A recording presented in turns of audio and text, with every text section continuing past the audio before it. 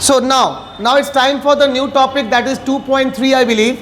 And यहाँ पे क्या होगा, we will talk about the new conservatism. हम लोग एक टॉपिक पढ़ेंगे,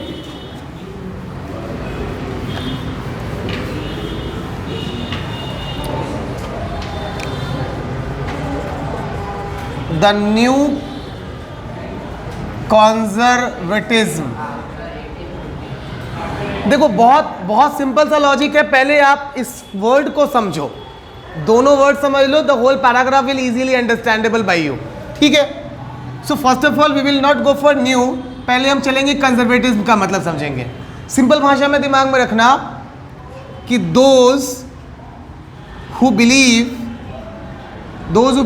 इन monarchy and want to return back in that only system,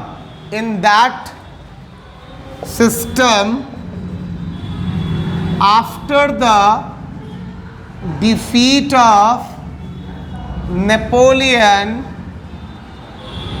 in the Battle of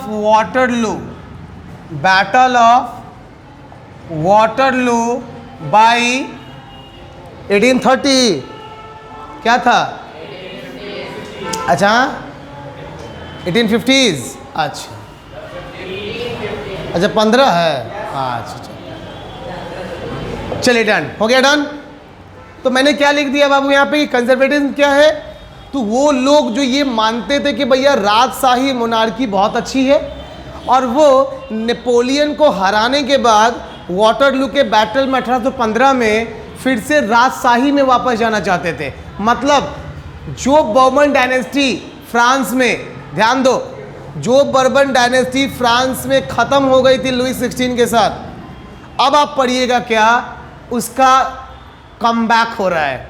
मतलब बर्बन डायनेस्टी पार्ट 2 चलेगा, है ना. सिंपल भाषा में कहे तो जैसे बहुत सारे विशेषज्ञ हैं मूवी फिल्म वाले जो ये कह रहे हैं कि भाई जिस जगह पे रॉकी भाई समुद्र में डूब गया, बम गिर गया, है ना, KGF चैप्टर 2, अब नेक्स्ट जो मूवी आएगी वो आएगी क्या, सलाह आएगी निकल के, और मालूम चलेगा कि कोई नया हीरो आया, उसी ने बचा लिया रॉकी भाई को, रॉकी भाई निकल के आ जाएंगे. प्रभास. हाँ तो लॉजिक का मैजिक ये है कि जैसे होता है ना रीटेक, कि मतलब लगा कि भैया इस पार्ट में इस मूवी में मर गया, लेकिन अगली मूवी में वो निकल के आता है, कहीं ना कहीं से बच जाता है. ठीक है, सेम वही हुआ जो लुई 16 के साथ बर्बन डायनेस्टी खत्म हो गया था. That Bourbon dynasty now again reappear and Louis Philippe will come. ठीक है, so basically it's a conservatism. अब what is about the new word. अब इस न्यू का मतलब समझते हैं. It was called new conservatism because the administrative changes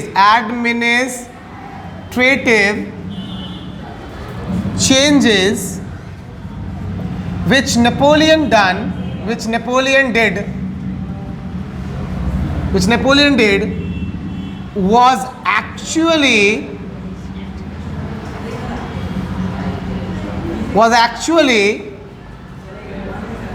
good.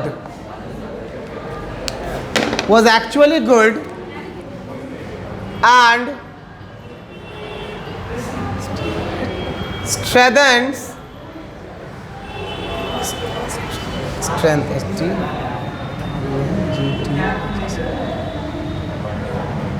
strengthened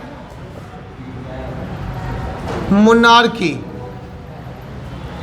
So they want to keep it same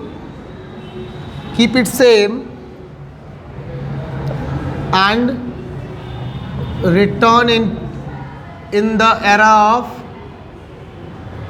monarchy. बात को समझिए। वेट अ मिनट, जल्दी कॉपी करो तब तक मैं आ गया।